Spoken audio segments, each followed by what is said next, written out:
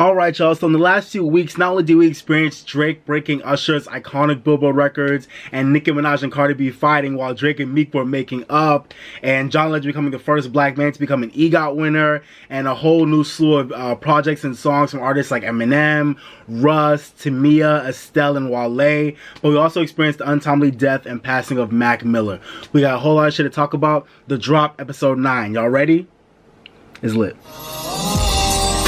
I came to vibe, you came to function, just do that, baby. Don't worry about nothing, no.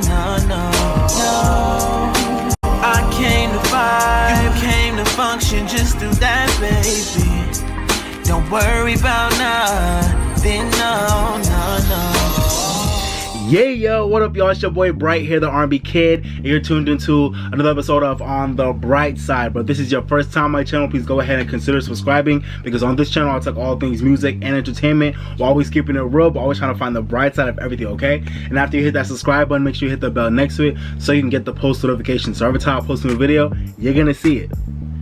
Alrighty guys, I want to start off episode 9 of The Drop talking about the passing of Mac Miller. I just want to say rest in peace to Mac Miller. Mac Miller is an artist that I was a fan of and I really did like him. I think his passing is such a sad and unfortunate, but also an important reminder for all of us to take care of ourselves and to take care of each other.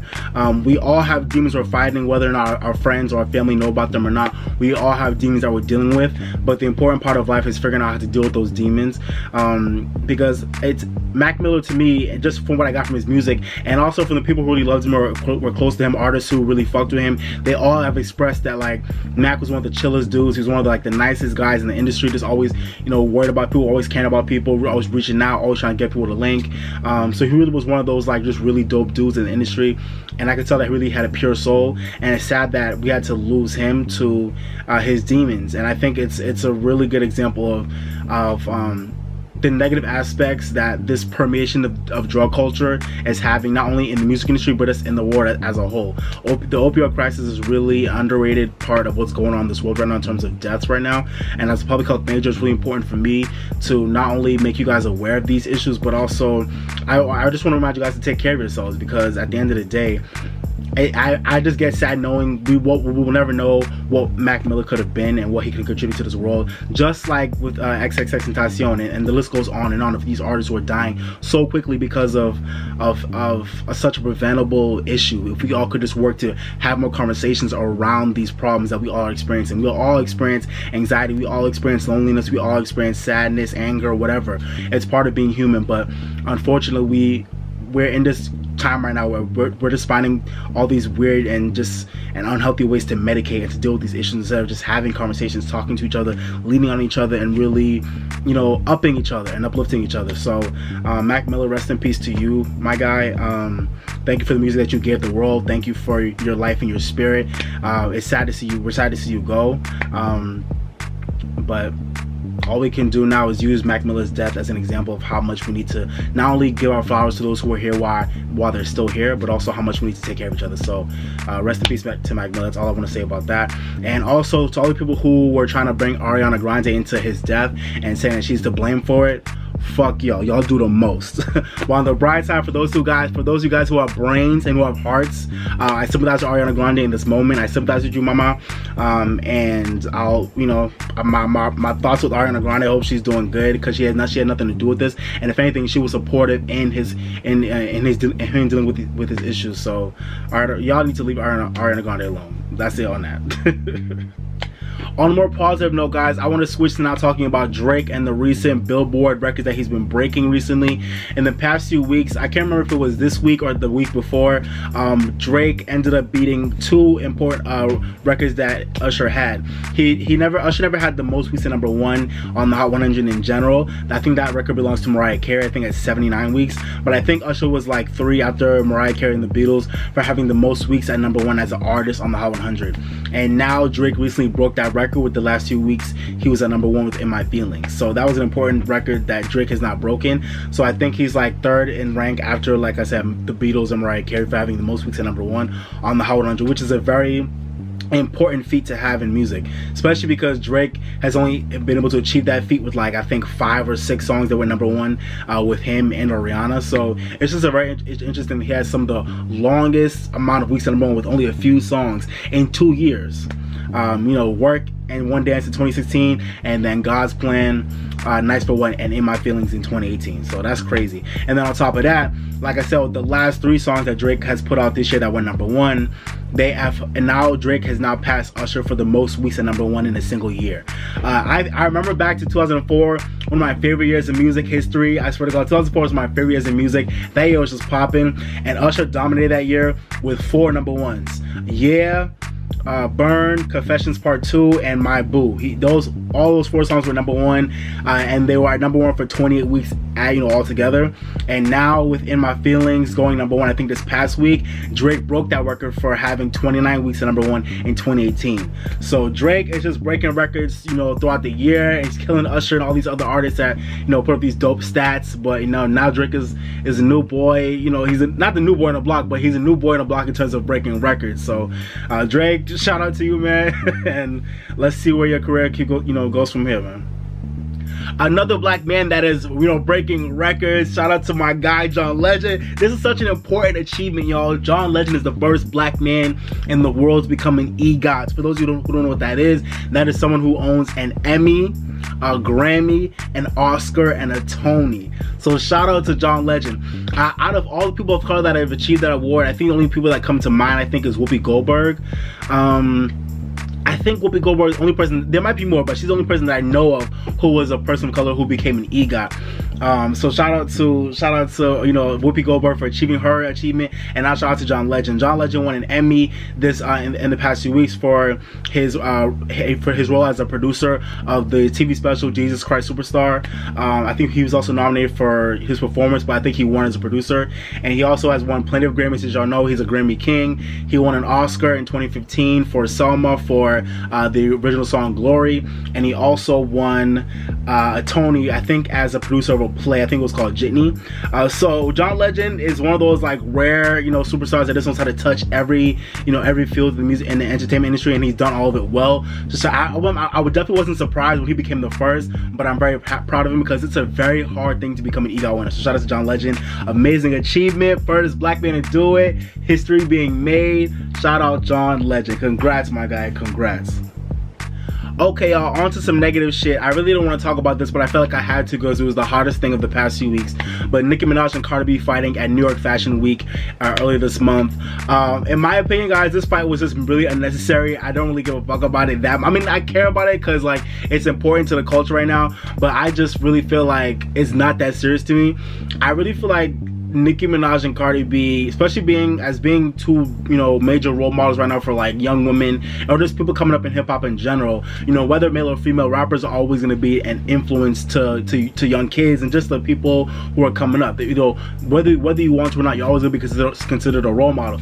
So for Nicki Minaj and Cardi B to publicly have this type of fight, I don't know who started it. I don't know whether it was Nicki doing some weird shit on the side that we never got to see, or I don't know if it was just Cardi popping off in general. I don't know how it started, but however it started and whoever started it, I just think it's sad to see it go down in public like that. I would have rather for them to have had their beef behind the scenes where they weren't doing it for clout, they weren't doing it for the cameras, they were just doing it for themselves. Have y'all beef, figure it out behind the scenes, do what y'all gotta do.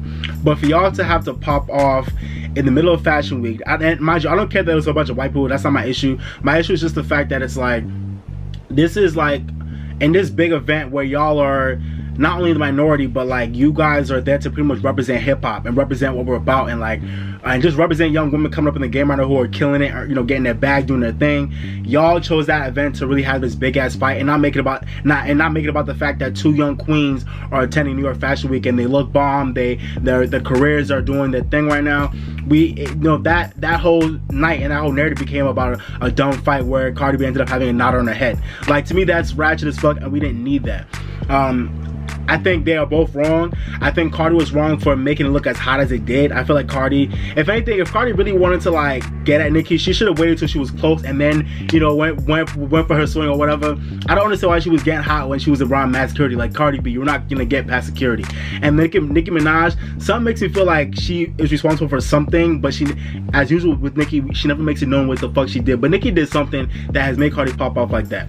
I don't know if I believe so much that Nicki like commented or liked or retweeted a post about someone talking shit about culture. I don't know if I believe all that, but I do believe that Nicki did something behind the scenes that we probably don't know about, because I can see that from Nicki. So I also feel like Nicki is wrong for always, I feel like, having this type of like throw rocks but then hand my, you know, hold my hand type of mentality. I feel like Nicki's always been on that type of shit.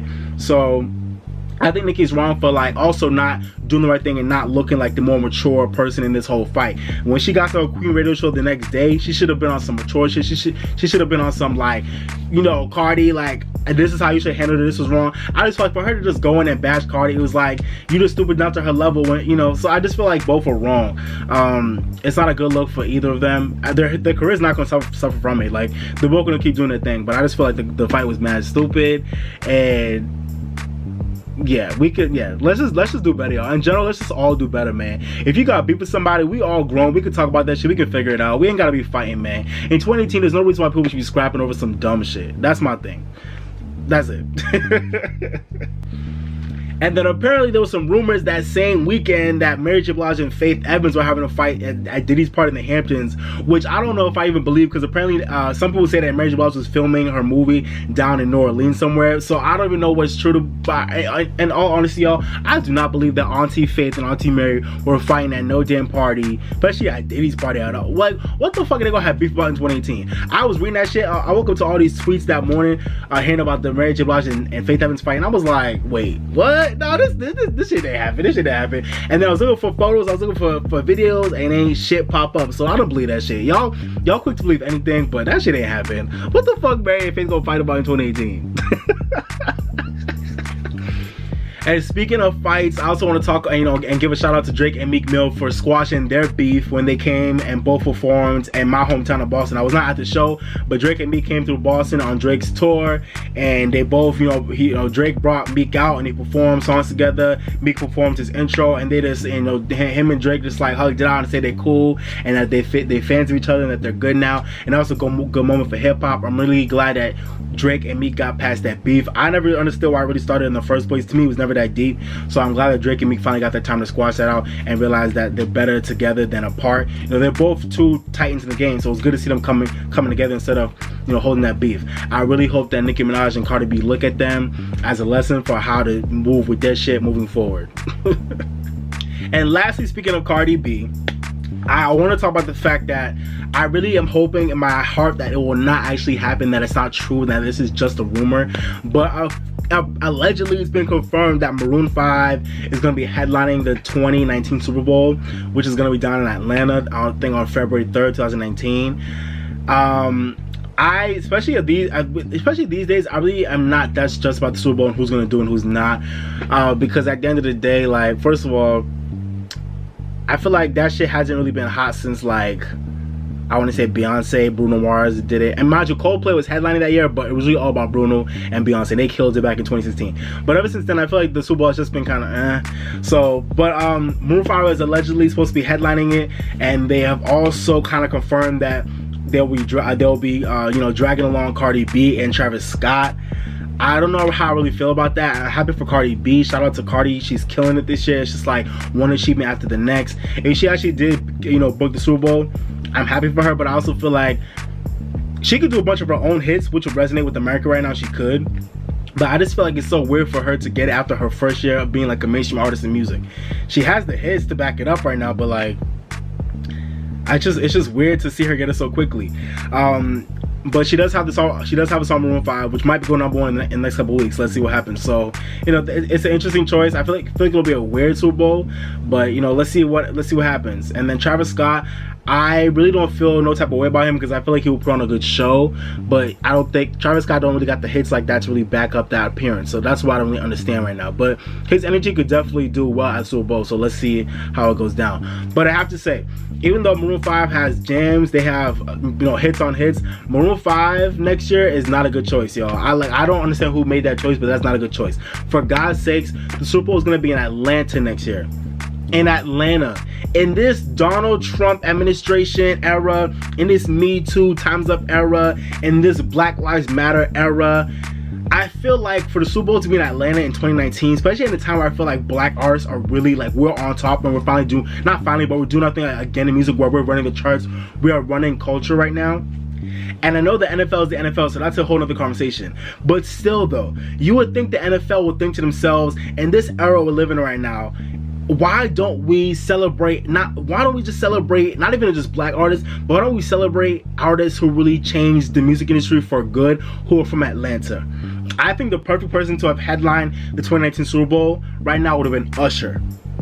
I say Usher because to me right now Usher is the perfect choice because he is at a point right now where he's just on the brink of irrelevancy.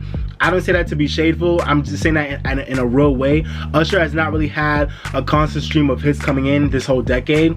It's been very sparse, and his career has not really kept up, as much as like a Beyonce in the past couple of years.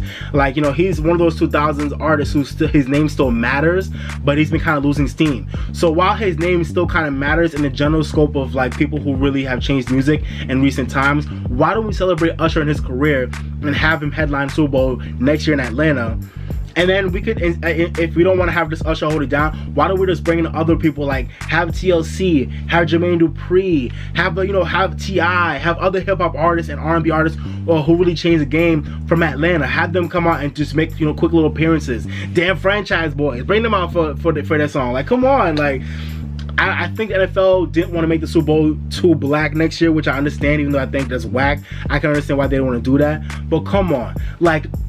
I just feel like this was a missed opportunity to really celebrate a lot of, not just black artists, but a lot of artists from Atlanta who really changed the game. Namely, Usher, TLC, Jermaine Dupri, T.I., and there's a whole other slew of artists that I can, Ciara, there's a whole other slew of artists I can name, but those are just some that come to mind when I think of Atlanta artists who really could have been celebrated at this next Super Bowl. Why Maroon 5? Why? NFL, y'all gotta stop with the shits, man. Y'all gotta stop with the shits. Justin Timberlake last year was the first strike, and now Maroon 5. Come on, y'all.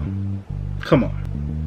Alright, so now talk about albums that have come out recently that I want to talk about. First up is Eminem with his Kamikaze album. Kamikaze dropped on August 31st, 2018. This is Eminem's 10th album after his last album, Revival, which came out last December. As y'all know, I thought, Revival was a whack album. Like most of y'all thought Revival was a whack album.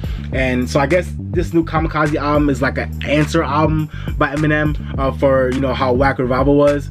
But it's unfortunate because I feel like even though this album wasn't terrible, but it also wasn't that great either, because I think this album suffered by it being more of a response to how whack Revival was, and more of a statement that Eminem is kind of still relevant, or that he still has talent, rather than being an actual concept album by Eminem that had like cool ideas. And like, okay, let me just say it like this. Eminem wasn't saying anything on his album, and I feel like it's unfortunate. He wasn't really saying anything that I feel like we really needed to hear from him.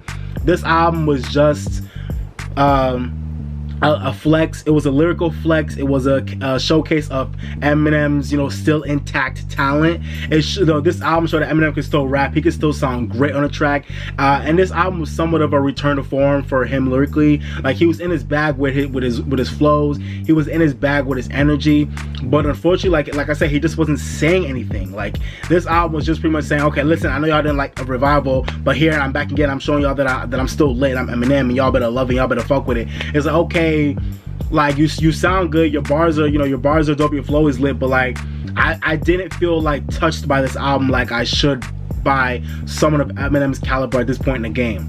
Like when Nas dropped his album early this year, when Jay-Z dropped his album last year, you know, when a lot of veterans like that are dropping their albums, I still feel something. Like I feel like, okay, you really gave me a message, you gave me a concept, you gave me something on this album to inspire me. But I feel like Eminem didn't really give me anything on this album that I was inspired by. He was just going through the motions and just showing that he could still rap, and that and I feel like this was just Eminem trying to prove to himself that he's still viable as like an MC that not only can sell albums because he can still sell albums, but one that's gonna shift the culture forward.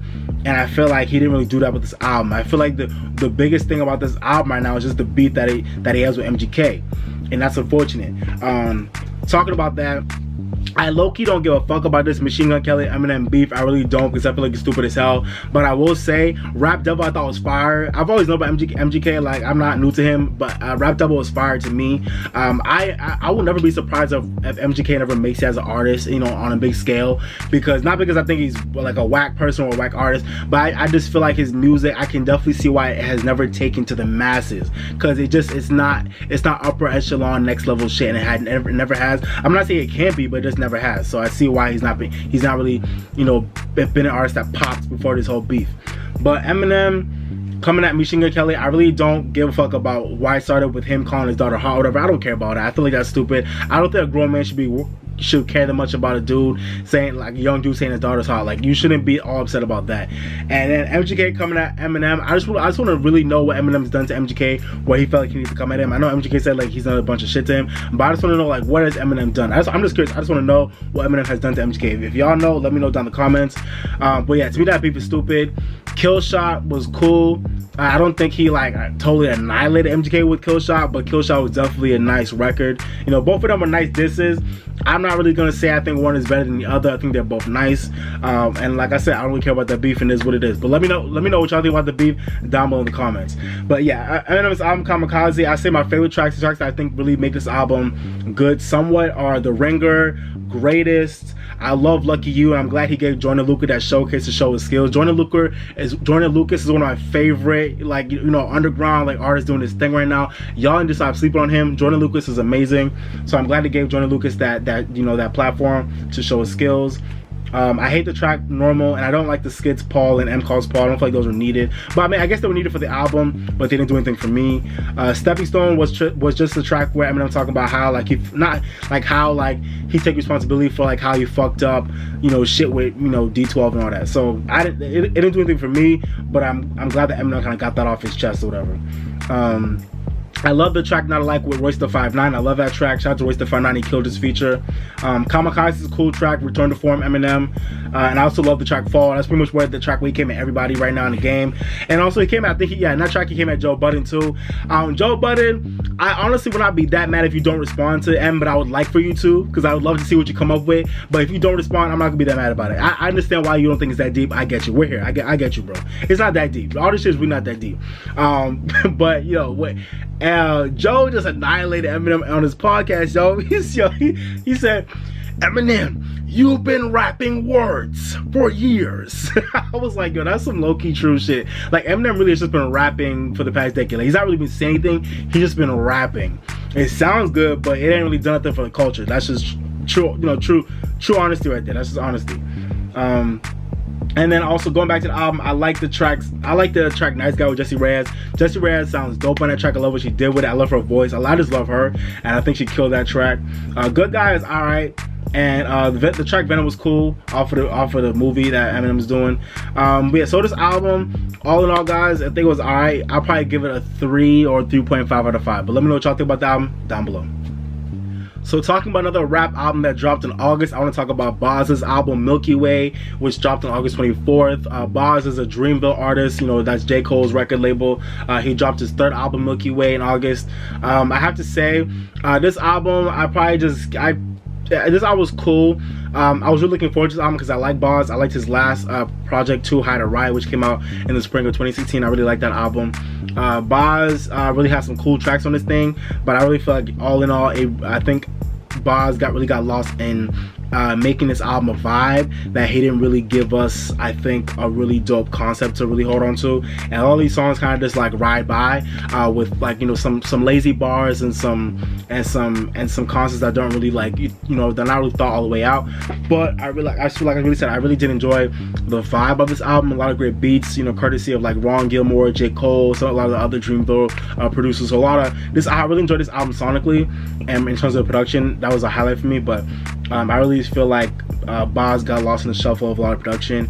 He got lost in his production, he got lost in his beats, and I really feel like I said, I feel like some of the bars were lazy, and he didn't really come up with any like really like interesting things to really hold this album all together, you know, in terms of a concept or just some, you know, some lyrical shit. But there were some highlights for me. I did really like the tracks. Icarus, Front Desk was cool.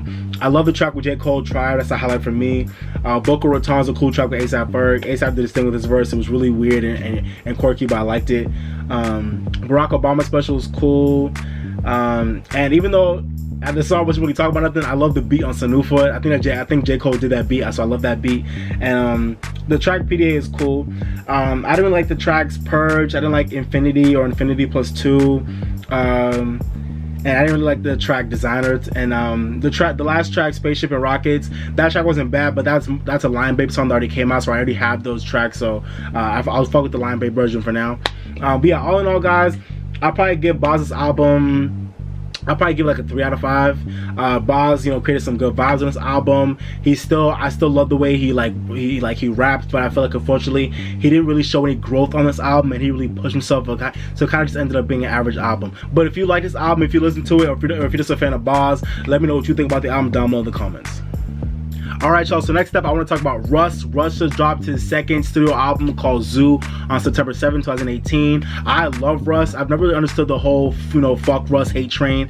I think Russ is a dope dude, and I definitely understand why he roasts people the wrong way, especially seeing him in interviews and how he conducts himself in social settings. I get why people are rubbed the wrong way from his arrogant attitude. I get it, but you also have to understand that when you're someone who can like not only back up why you should be that way, but you have all the receipts to show that you produce all your songs, he mixes and masters and engineers all of his songs, like for the most part, I believe. Like if he really does all that and he's able to back it up with receipts, I don't understand why you wouldn't want someone who can do that to boast of himself. If you were in the industry, if you're really able to consistently making songs like every week for like for years like he was doing, and you are producing all of them, writing all of them, singing on them, or rapping on them, and you're mixing, mastering, engineering, produce, like you're doing all the work by yourself, and you're constantly putting out content, and you built up a dope fan base by doing that, and you're able to tour consistently off that fan base. That is such an achievement in music. Like for one person to really just be doing most of that legwork. I can never understand how you could hate on Russ. Like, I can never understand it. Yes, he's cocky. Yes, he's arrogant, whatever. But for God's sakes, the man can back it up. He has receipts to show that he can be that way. Cause he's doing the motherfucking thing. Like, he's doing it. You know, he don't have people constantly writing and producing for him. He's doing all that shit himself. So I don't want to say he could not like Russ. I'm glad he did that Breakfast Club interview so that he was able to kind of show like. He's just been doing a lot of interviews lately, but I watched the Breakfast Club one where he's really showing how like chill. He's actually a chill dude. Like, he's cool as fuck. I just think he's misunderstood because he's always like defending himself against people who say fuck him, which I get. But it's like, dude is talented. Like, you can't take that away from him. So moving on to the album, I really like this album, but there were a lot of boring songs to me. But for the most part, there were a lot of great songs too as well. I really love the songs. The Flute song, that was a beat by Scott Storch. He killed that record. It's a single for the album. I love it. The video was dope too. I love the song Outlaw, dope track. I also love the song Kill Them All, because not only was he talking about, you know, killing off everybody in the music industry and just the media who's on that bullshit about, you know, trying to bring him down, all that stuff, and whoever's with all the bullshit in the industry. I love that. Kill Them All. And also he mentioned My Nigerian, so that's one of my favorite tracks. You know, Russ really grew up with Mad Nigerian, so I'll fuck with it, because as a Nigerian guy, I love that. So shout out to all my Nigerians out there. I also like the tracks. I think I like Voicemail. Voicemail was cool. Yeah, I like Voicemail. Parkstone Drive was cool. That was a song where he's pretty much talking about a lot of shit going on with his family and like his issues with his dad. So that was a cool track to hear. I also like the tracks Keep My Wits. I like Last Forever featuring Snoop Dogg and Rick Ross, and I like the tracks Keep It Pushing and Fuck That to end off the album. The tracks I didn't like that much, I just thought were really boring, were Missing You Crazy, Begging You. I didn't like that track. I didn't like the track Serious, and I also didn't like the tracks Our Time and From a Distance. So for the most part, like I said, this album was cool, but for those tracks that I said, I just thought they were kind of boring. Russ is one of those guys that can literally make a hit in his sleep, and for some reason, when it comes to making albums, he tends to put a lot of his boring tracks on his albums, and I don't know why. I feel like it was the same thing with what's the album called? There's Really a Wolf. I feel like with that album, he really had some gems, some dope records. Yeah, There's Really a Wolf, but he had a lot of filler on that album, and I feel like it was kind of the same thing with this Zoo album. A lot of filler, a lot of times they were boring, but a lot of gems, a lot of dope tracks. So I feel like he always does that for his albums. Russ is an artist that's shown me that he hasn't really been able to make like a masterpiece hip hop record yet, but he could, like I said, he can make a hit in his sleep. So I'm looking forward to him hopefully being around for a little bit longer. I know he said he wanted to retire, but I hope he doesn't anytime soon, because he's talented as fuck, and I want him here making records. So that's just me. But yeah, all in all, guys, I'll probably give the album Zoo, like, I'll probably give it like a 3 or 3.5 out of 5. But let me know what you think about it down below in the comments. Alright, y'all, so the first major R&B release of the month that I want to talk about is Tamia's new album, Passion Like Fire. Tamia, to me, is one of the most consistent and underrated voices in R&B. Her catalog has been somewhat like spotty and dry over the years, but her voice is always one of the most like interesting and underrated to me in R&B. So I love what she brings to the game with terms of her voice. She's so consistent. So she's back with her 7th album, Passion Like Fire, and I think it was released on E1, and it's a pretty solid R&B album. I'm not gonna lie, it's pretty solid. Not one of the best of the year by any merit, but it's a great record. A lot of good R&B songs here. Obviously, as always with Tamia, she's going off vocally, doing her thing. Yeah, a lot of good solid R&B songs right here. My only issue with this album is that I feel like it tended to seem very spotty and formulaic. Like, it almost seemed like her and her team and her label, like, okay, we gotta get like the like up-tempo, like daytime party joint, then we gotta get the big ballad, and then we gotta get like the mid-tempo, like In Your Feelings groovy song. Like, so it seemed like Tamia and her team was just trying to get like, okay, we gotta have this track, we got that track, we gotta have this track. So like even from song to song, a lot of times like the energy and the vibe was just switched completely. Like, we go from having like a big like ballad wedding song to like an up-tempo joint. It just seemed very weird, and like she was just trying to formulaically get every type of R&B song on this album, just so she could say she had it. But the songs themselves are really good, so it's a solid release. But like I said, definitely one of the best of the year. The tracks I really like off this album, I probably say are If I Had to Choose. That was a nice intro track for the album. Leave It Spoken, I love that song. I highlighted it in my Bright Side Mix Volume 6, so go check out that video. I love Leave It Spoken. It was the first thing off the album. It's a banger, a nice summertime R&B joint produced by Salam Remy. He did his thing on that beat. Shout out Salam Remy. I also love the track It's Yours. I love the track Today I Do, and it's an amazing ballad. It's a great wedding song. She killed it vocally. When the Sun Comes Up, it's a nice little up-tempo, like, you know, barbecue, you know, joint. I also love the ballad Deeper. That's another great ballad of this album. She killed it vocally on that one. And then I also love the track Not For Long too. The only track I didn't like on the album that much was the track called Stay. But other than that, this is a very solid album. So I'll probably give it like a 3.5 or 4 out of 5. But let me know what y'all think about Tamia's album down below. And the award for the album that surprised me the most in terms of how good it is actually in 2018 goes to Estelle for Lovers Rock. So Estelle is back with her 5th studio album, Lovers Rock. It came out on September 7, 2018. And this is actually a reggae album. You know, Estelle has always been like an R&B artist, but she obviously has Caribbean roots.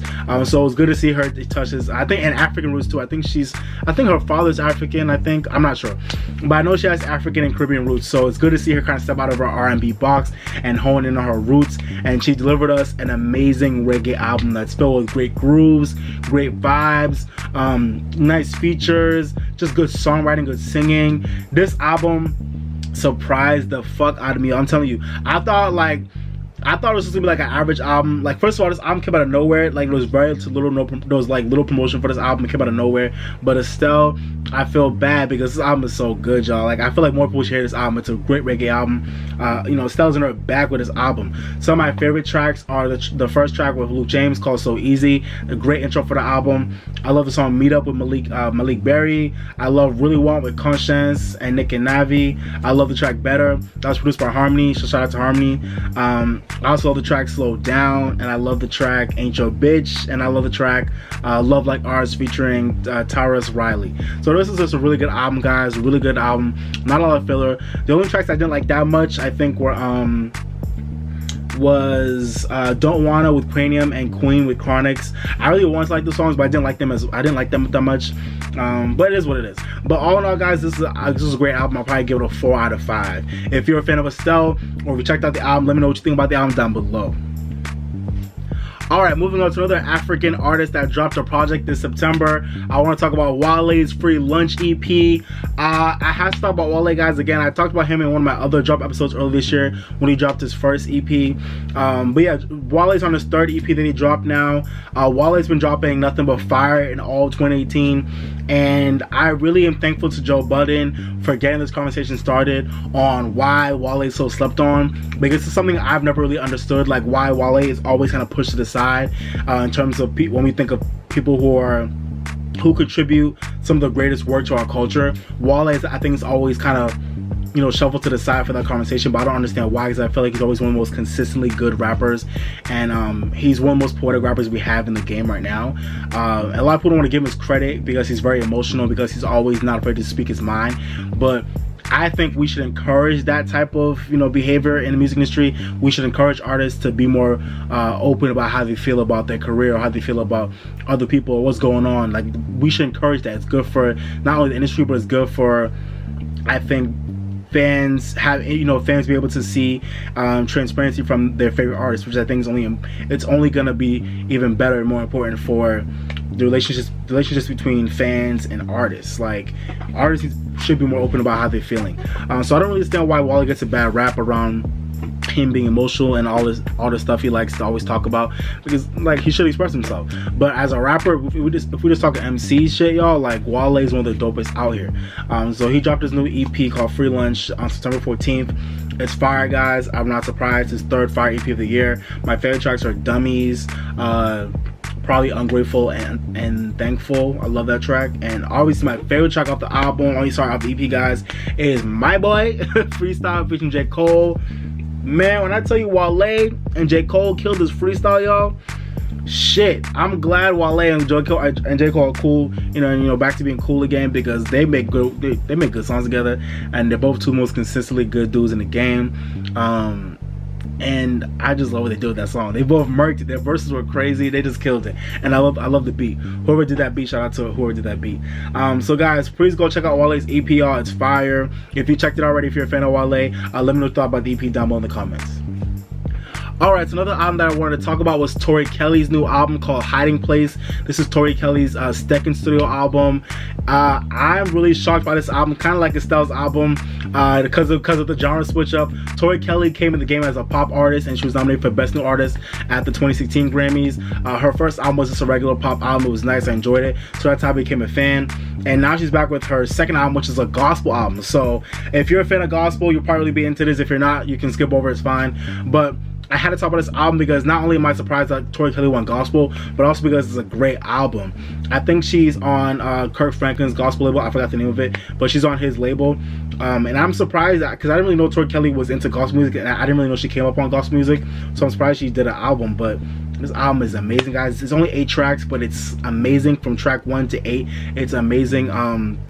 Tori Kelly gives us amazing vocals, great gospel songs on this one. Good features. She got Lecrae on the first track, Masterpiece. She got the Hamiltones.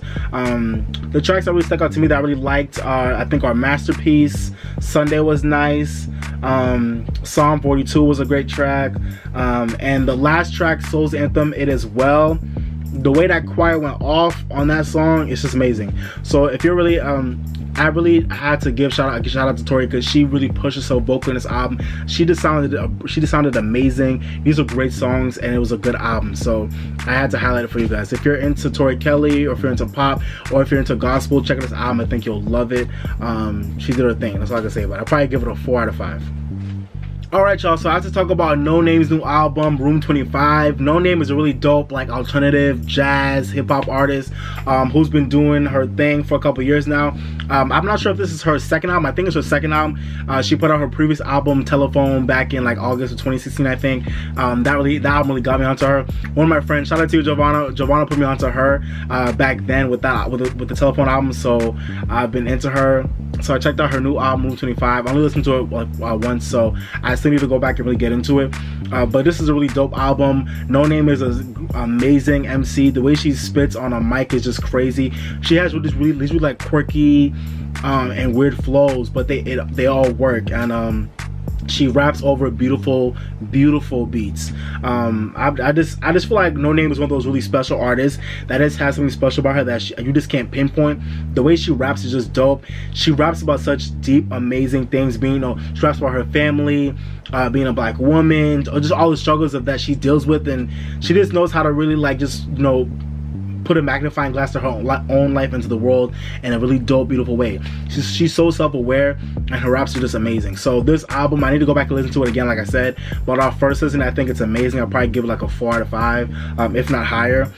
Tracks that really stuck out to me, I think, our first listen were Self, which is her just examining herself, Blaxploitation, maybe Don't Forget About Me. That's what she's talking about. She hopes her mother doesn't forget about her if she were to die or something like that, I think.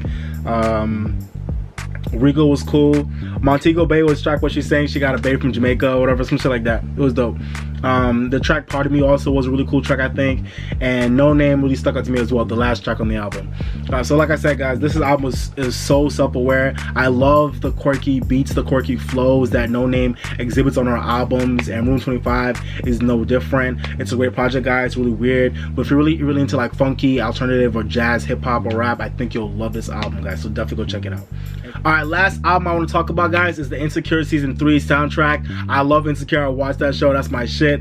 So the Season 3 soundtrack just came out this past Friday, September 21st. And there's a lot of great songs on this thing. I'm not gonna break down the whole soundtrack. It's like 20 songs, but definitely go check it out. I think you'll love it. If you love Insecure, if you love all the music here on the show, you will love this soundtrack. It has bops on bops on it. Some songs already came out that you guys already know about, like Miguel's song Banana Clip and some other songs like that. But all in all, it's a lot of like really cool like R&B and hip-hop songs from a lot of like underground and unknown artists. They're all pretty much, for the most part, a lot of them are fire. Definitely go check it out. I think you'll love it. It's a vibe. And here's to Insecure. Only got 2 episodes left and the season's over, but damn, I love Insecure, y'all. Damn. Alright, y'all, so start now talking about songs that have dropped. I first want to talk about Kanye West and Lil Pump's new song called I Love It. I have to say, I love the beat, but the song is whack to me. I really just feel like this song, I'm mad because I feel like Kanye's right now in this habit of giving us songs that have dope beats but aren't really saying anything underneath it. First it was the what was it, that Poopity Scoop song? That beat was dope, but then Poopity Scoop, Scoop de woo, poop, like what? Like, come on, Kanye, you're making these amazing beats that nobody gets to really like take anything from, because you just have these whack songs over it. I love it. It's a vibe. It's a jam. Honestly, if it's in a club, I'm gonna be like, that's so fucking, I love it. But it's like it doesn't. It's not saying anything. Like, come on, Kanye. The hook is stupid. Like, and for people that are saying, oh, it's actually like supposed to be like empowering women, whatever, it's supposed to be actually like supporting the feminist movement. All right, I don't. Even if that's true, even if that was Kanye's intentions, I just feel like the song in itself is really whack. So. But and I'm sad because that beat really aspired to, like, if Kanye had put that beat to like a really dope record, like an actual dope song, not just saying you're a fucking hoe, I love it the whole time, I would have been here for it. And Lil Pump's verse was a Lil Pump verse, so that's all that is for that. Gucci Mane, Bruno Mars, and Kodak Black recently dropped a song called Wake Up in the Sky. I think this is the first song Kodak recorded after being released from jail, and I have to say I'm not here for it. I think a lot of y'all love it, but I'm not really here for the song like that. I just feel like it's kind of boring. Shout out to Bruno Mars. On the bright side, guys, shout out to Bruno Mars for linking up with like hood artists. I love when he does that to show his versatility, and that he's not just a cookie cutter R&B and pop artist. Like I like when Bruno Mars links up with artists like that. So shout out to him for his collaboration. But I just don't like this. I don't like the song like that. I just feel like it's kind of boring to me. I feel like it doesn't really knock like that. Like the hook was written pretty well, but I just feel like it doesn't hit you like it should hit you. Yeah, and even for a laid back groove, it's still kind of just like, all right, wake up in the sky. It's like, But if y'all love the song, let me know how y'all feel about it. But for me, I just feel like I could do without Wake Up in the Sky, but I do appreciate the collaboration. And I'm looking forward to Gucci Mane's new album whenever it comes out. So I think this is the first single for that album. So when it comes out, we'll see about that too. Alright, y'all, so Mariah Carey just dropped her new song GTFO, or Get the Fuck Out. It was produced by my guy 1985, one of my favorite producers out right now, and it was also written by Bibi Borelli, who's an amazing songwriter. I love her. She's a really like low-key underground artist that not a lot of people know about right now, but she's one of my favorite writers in like the young R&B group coming up right now. I think she's dope. She's amazing. So if you don't know her, she's the chick that wrote Bitch Better Have My Money for Rihanna. She also wrote some songs for the Anti-album. I think she wrote Yeah I Said It, she wrote Pose, and she wrote Higher. So those are the songs she helped write for that album. So she's an amazing writer. So she wrote this song, but unfortunately I have to admit, this is not my favorite song by Bibi Borelli. And even though I love what Mariah Carey did with the vocals, I love how she vocally interpreted the song. She sounded great on the song, but I just feel like the song was kind of boring. And I feel like that's a combination of it's funny because it's funny because this song has one of my favorite producers of the moment, and also one of my favorite songwriters writing the song. But unfortunately, I feel like what they came up with was not that great. 1985's beat was really boring to me. It was just really boring. And then Bibi Borelli's writing wasn't bad, but I just feel like Mariah Carey needed a more powerful song than what she came up with. But like I said, on the bright side, guys, Mariah Carey sounds great on the track, so that that's that. Mariah Carey definitely sounds great. But apparently this is just gonna be a buzz track before her official single for her upcoming album, which will be coming out this fall, I think. But hopefully they said the first actual single will come in October, and it's called With You. So I'm excited to hear that track. But for now, GTFO is cute. It's cool for the moment, but I don't think this is gonna be a big hit from her, and I don't think it's gonna do anything for the album. But that's just me. But let me know what y'all think about the song down below. Alright, y'all, so Ciara just dropped her new song called Dose. I love this song, guys. I think it's been getting a lot of mixed reviews online, but I really like it. It was produced by Rodney Darkchild Jerkins, who's the producer of the song Lose My Breath by Destiny's Child. A lot of people are saying this new song by Ciara is like a low value, like like a cheap version of Lose My Breath, which I could understand, but I think it's a little bit fucked up to say that. This song Dose is great in and of itself. It does sound like Lose My Breath a little bit, but the same producer produced it, and they're also 14 years apart. So I like this new song by Ciara. I can't wait to see the video. This song has like a majorette HBCU like pep rally, game day influence in it. That's what it sounds like. It sounds like a really cool pep rally. I love the crazy drums in it. I love what Darkchild did with the beat. I love what Ciara did with the message of the song and the way it sounds. It really is a nice it's really fun jam. I really think it's a good song. I really feel like it deserves to be a hit.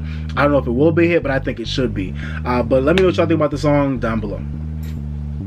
I also want to talk about Khalid. Khalid just dropped a new song called Better. I love this song, guys. At first I actually didn't like it, but it grew up on me. It has a really like subtle, smooth, kind of driving your car late at night feel to it. Even the hook is really subdued and low key. Which is why I didn't like it at first. But when you really get into it, it's a really smooth record. I just love the way Khalid sounds on it. This is a really good song for him. I don't know if this is gonna be the target main single for the album coming up from him. I'm not really sure, but for what it is, I love this song. And shout out to Love Lies hitting the top 10 on the Billboard Hot 100 finally. I'm so glad it finally did. Shout out to Noname too. I'm happy for you, Noname. Y'all both deserve it. Love Lies is amazing. And now we're on to Khalid's new single called Better, which I like. But let me know what y'all think about the song down below. Okay, I had to talk about this new song by Pardison, Fontaine, and Cardi B called Backin' It Up. Backing it up. Alright, so I never knew who this dude was, but his name sounds familiar because I think he's one of the ghostwriters or one of the dudes who helped Cardi B really get a lot of her songs going for her debut album, Invasion of Privacy. When I look back at the album credits, he helped write a lot of those songs. So Pardison Fontaine is one of the guys who's behind the juice of Cardi B. And he's here with, I think, his debut single on Atlantic Records. I never heard about him, and I feel bad because to me he's fire. I love his bars. His bars on the song were dope. He just killed it. And then Cardi B came through with the fire verse as well. So I had to highlight the song for you guys. I feel like this is one of my favorite, like low-key, like one of my favorite like rap songs that's come out all year. The beat is crazy. I love the hook. Backing it up. I talk a lot of shit because I'm backing it up. Hey, backing it up. I love this song. So it's a banger, y'all. Go check it out. It's a banger. I checked out the video. The video is dope too. I'm really looking forward to seeing more from Pardison Fontaine. I never heard about him before. I want to check, go out and check his older music. If y'all are fans of Pardison Fontaine, let me know what songs I should check out.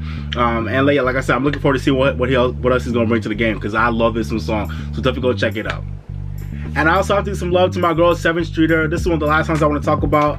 Sevyn Streeter dropped her new song called Yernin. I love this song, guys. The beat is fire. But I have to say, I do prefer Sevyn Streeter making more R&B records, not really like more trendy or trappy records, and which is what this song skews more towards. I understand why she made the move now because she's now independent, so she has to kind of like, be smart about the kind of records she makes so she can pop. So I get it. But I really want us to hear more from Sevyn in terms of the R&B side because that's really the side where she shines more. But for what it was, the song was good. I like the way she wrote the beat. It could have been wrote a little better, but I like what she did with it. And I really feel like I just love hearing Sevyn flex on the record, so this is nice, and she sounded great on the record too. And I love the sample of the whisper. I don't know, was it the Whispers or I think it was Gap Band, Yearning for Your Love. Yeah, so I love the sample of Yearning for Your Love by the Gap Band. It was nice, and then the trap beat going right after that. It was a really dope combination. But let me know what y'all think about Sevyn's new song down below in the comments. Alright, y'all, so I'm not going to go into these songs in depth, but the last songs I want you guys to check out if you can are, what's her name? Zhavia Ward, the chick who won the season of the 4, I think the last season of the 4. So Zhavia just put out her new song called Deep Down, which I really like, so go check out that song. Also, Ciara just put out a new pair of songs called GTFO with Meek Mill. That was produced by Bangladesh, I think, and then he also put out Wraith featuring EGOT, and that was produced by Scott Storch. I love both of those records, so go check those out. T.I. has been kind of quiet, on the music scene.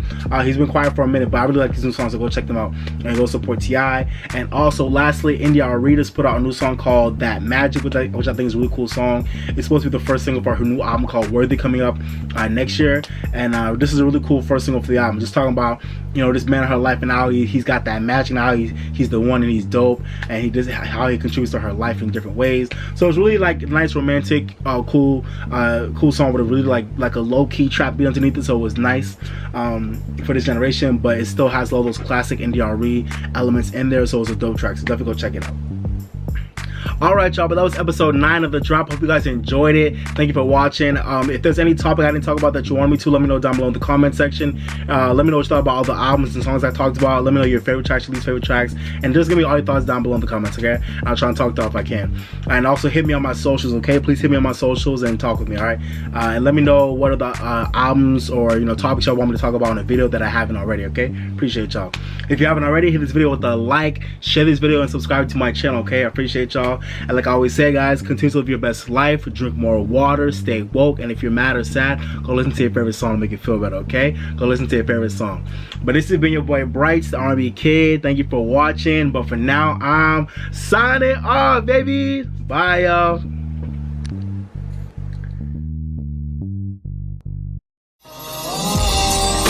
I came to vibe, you came to function, just do that, baby. Don't worry about nothing, no. I came to vibe, you came to function, just do that, baby. Don't worry about nothing, no.